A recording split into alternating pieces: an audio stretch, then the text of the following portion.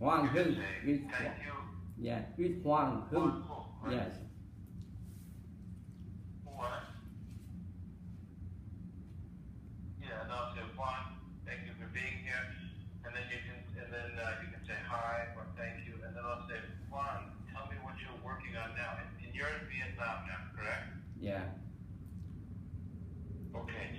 So I'll say, tell me what you're working on, and we'll talk about what you're working on for about 15 minutes or so, and then at the very end, I'll also ask you what you're reading. If there's a book you're reading now, I ask everybody at the end, what are you reading? So you can think about that, and then we'll say goodbye, but don't hang up. Stay on the line, and we'll talk. I'll turn off the recording, and we can talk after it's over.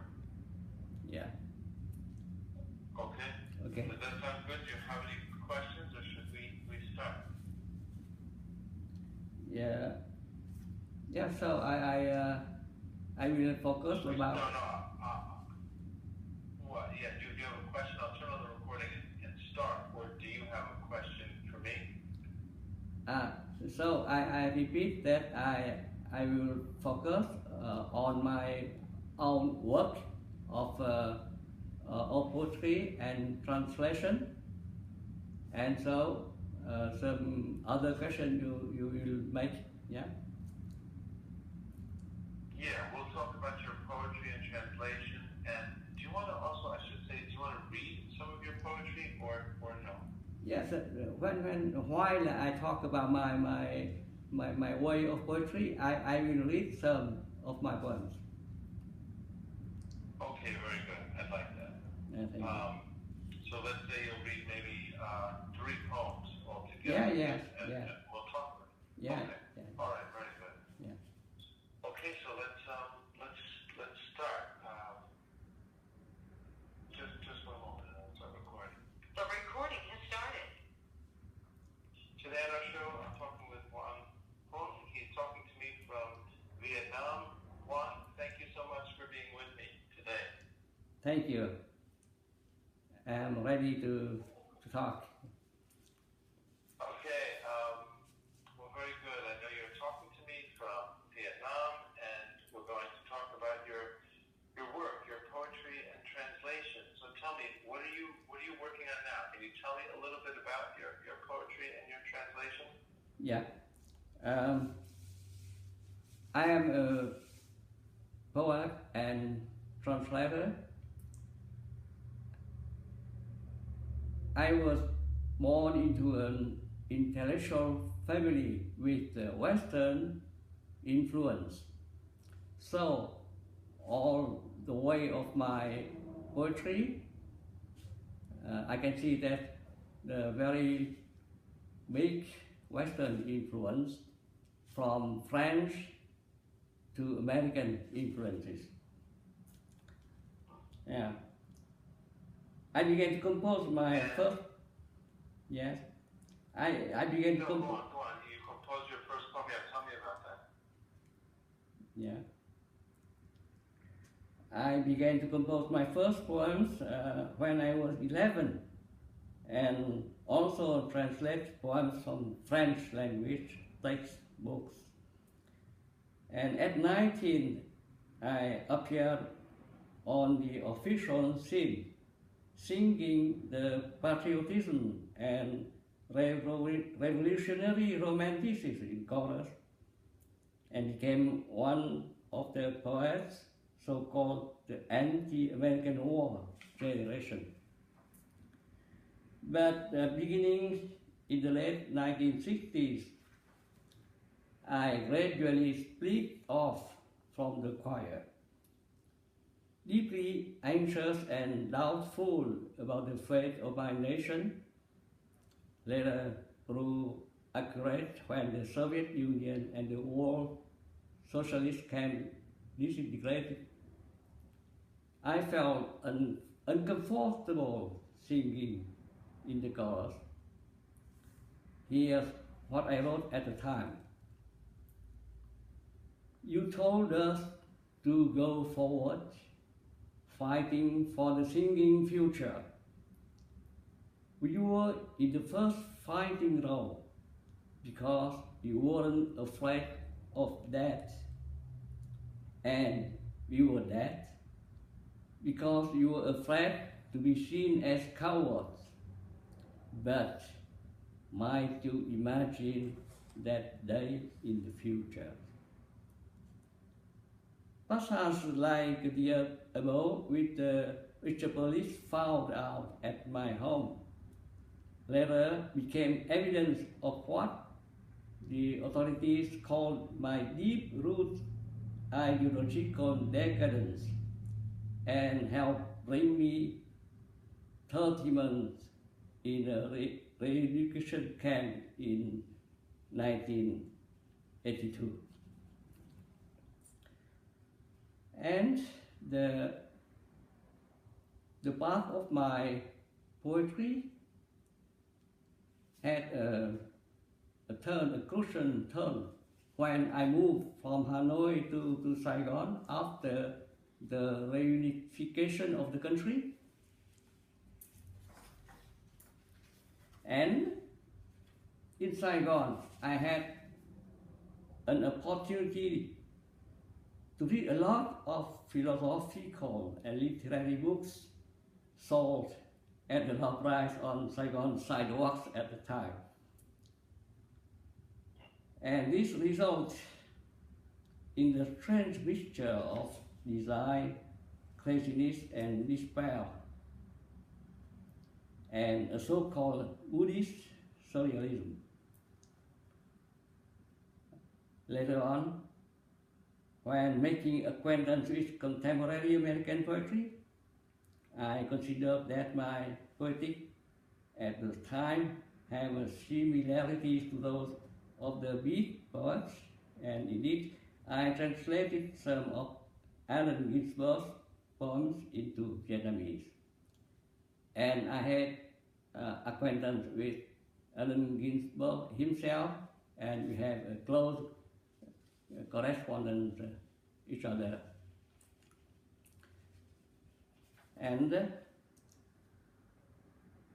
so the time, the jail time, I was imprisoned for 39 months because I had a manuscript of an elder poet, very famous poet, but he has been considered as the anti-revolutionary. And there was a suspicion that I would attempt to circulate this manuscript abroad. Unfortunately, this discovery led to other poems more problematic to the authorities. They found my own manuscript with the police say that 100 times more reactionary than the manuscript of the elder poet. So it came my prison time. And after the prison time, I became a so-called existentialist poetry, who talk about the bad experience of human conditions like myself. And here, which is of course because you were coming out of, you're saying you're coming out of prison when you began the existential poetry. Yeah, and so I have written many poems of my prison experience. And here is one of the most known, The Man Who Came Back. He came back from that far country to find his wife in tears all night and his children bewildered all day. He came back from that far country to see his friends turn pale at his apparition. He came back from that far country, and in the crowded street he feels shivers at the back of his neck. After a year, he is still choked in the midst of a body. After 2 years, he still wakes in a sweat from nightmares. After 3 years, a white lizard remains in his memory. After 10 years, he continues the habit of sitting alone in darkness. A day comes when he is tired of daydreaming. A night comes when a soft voice will question him. A tap on the shoulder startles him. And this poem is translated by myself and Joseph Bumer, an American poet. And I can say that 20 years now, it turned out that I returned to a so-called new classical spirit with the Zen flavor. When I spend time to a long trip to India and to the Himalaya zones, so my poetry, I think it's imprinted with the Zen flavor. And one of these poems is translated by myself and Ellen Bass, an American poetess in Santa Cruz. The snowy mountains. One should wait for clear days to see the snowy mountains hundreds of miles away. I have been waiting all season. The sky was always foggy, gloomy. On the road that leads to the mountains, guns were firing, cars burned. This morning, a pair of cranes fly back, bringing on their wings snow from the faraway mountains. And my poetry, after the renewal policy of the Communist Party of Vietnam, have been published a lot in Vietnam. But all the poems written about the jail experience not to be published in Vietnam. They refused 3 times to publish them.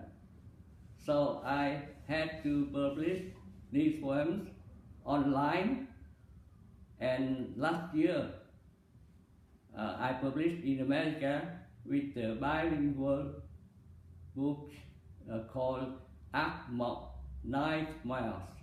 You can find it on Amazon.com, and they were acclaimed by my friend of the Academy of American Poets.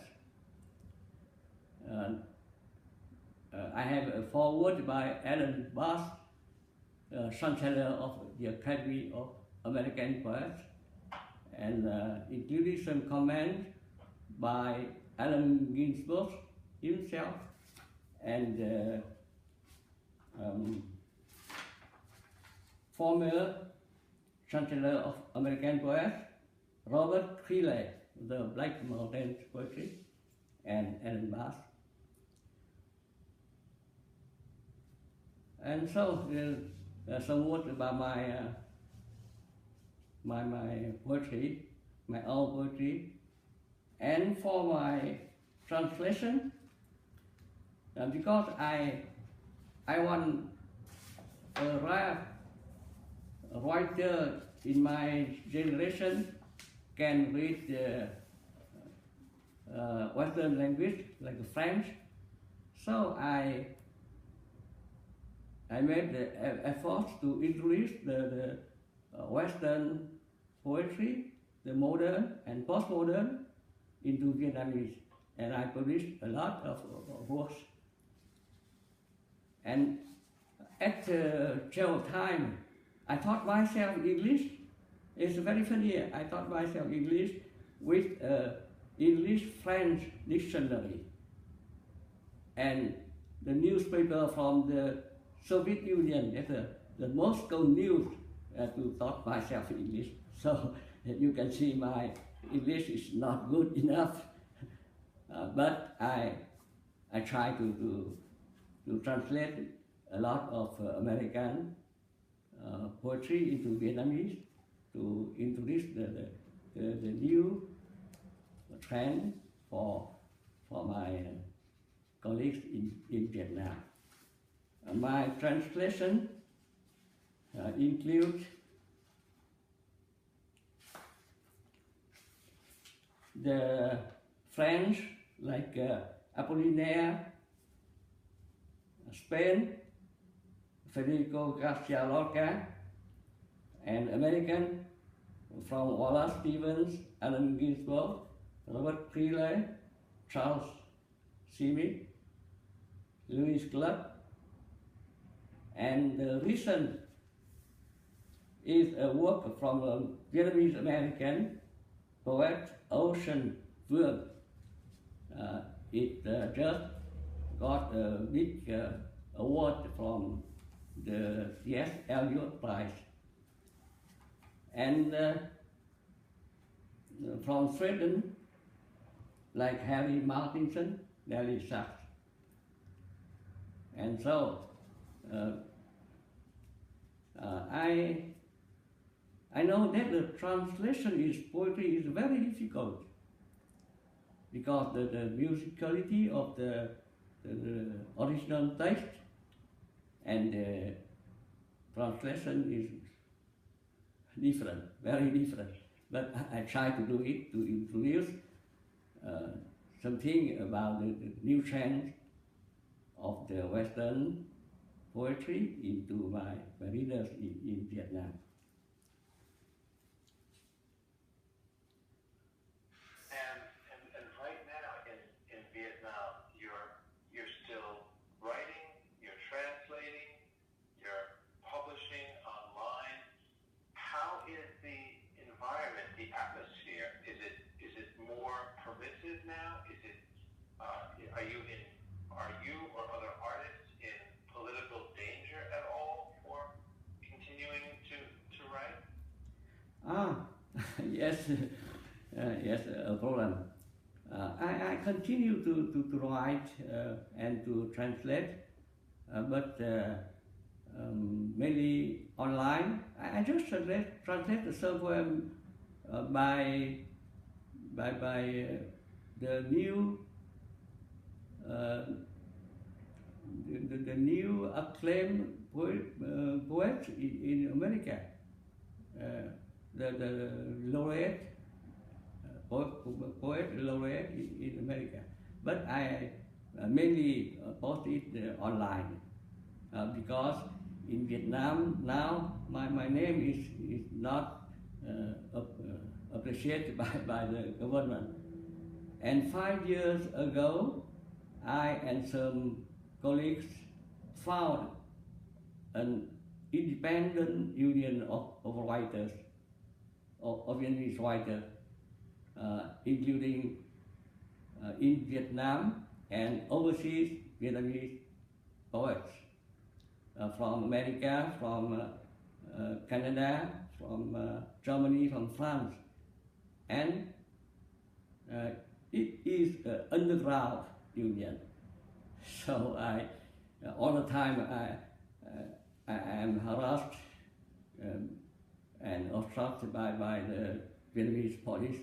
But maybe because I am old enough and had a name, so they don't. I think they they don't put me in prison again, but they all the time harass me, follow me everywhere. Yes.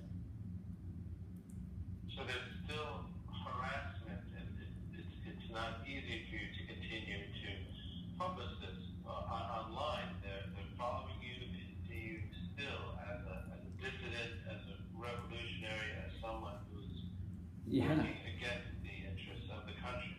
Yeah.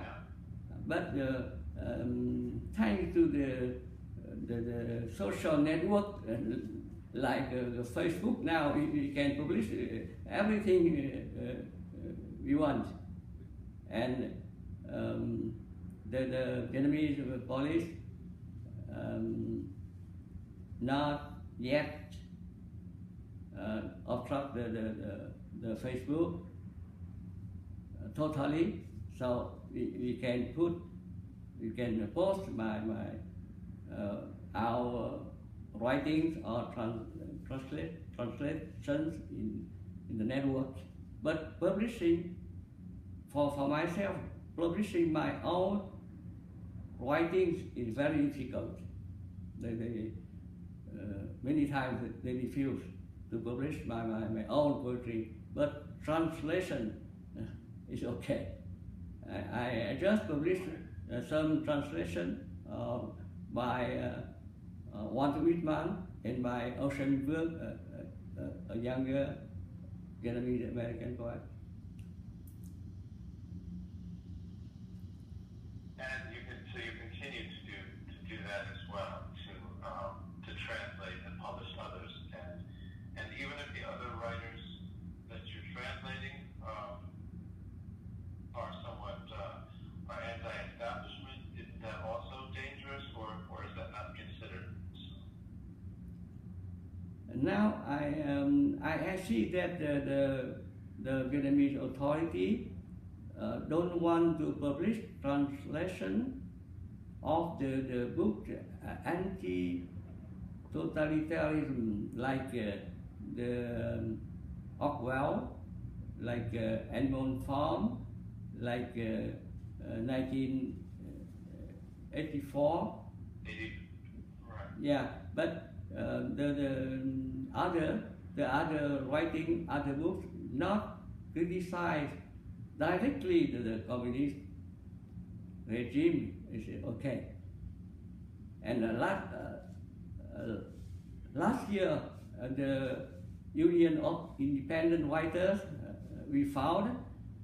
we gave a prize for the translation of 84 by Orwell, translated in Vietnam, but circulate underground and post in our website.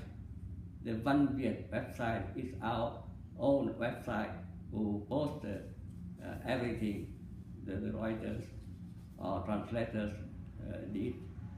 But the police had obstructed the meeting of our colleagues to give the prize for the translator.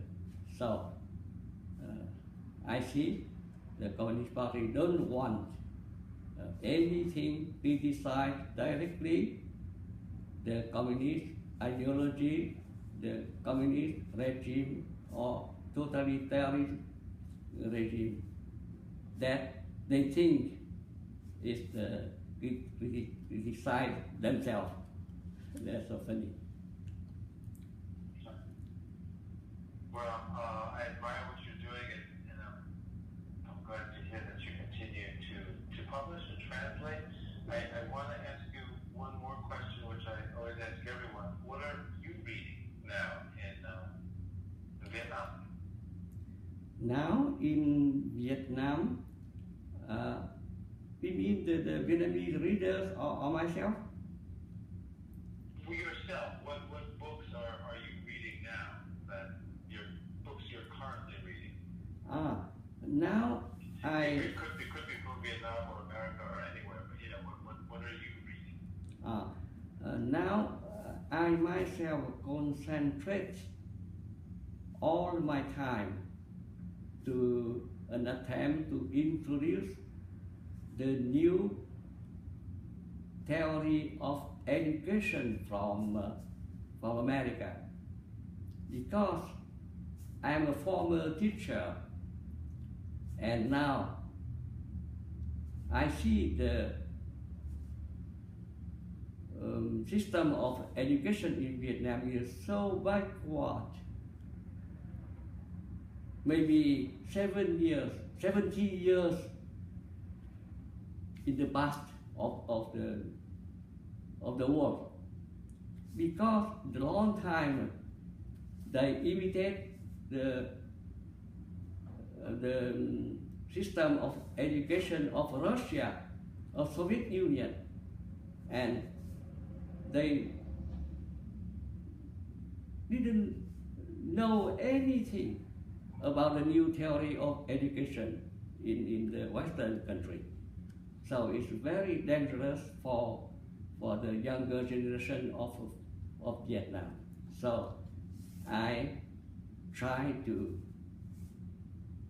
contribute to the introduction of the new theories of education from America, from France, and other countries. But I just published 3 books of education theory by Jean Piaget from France, and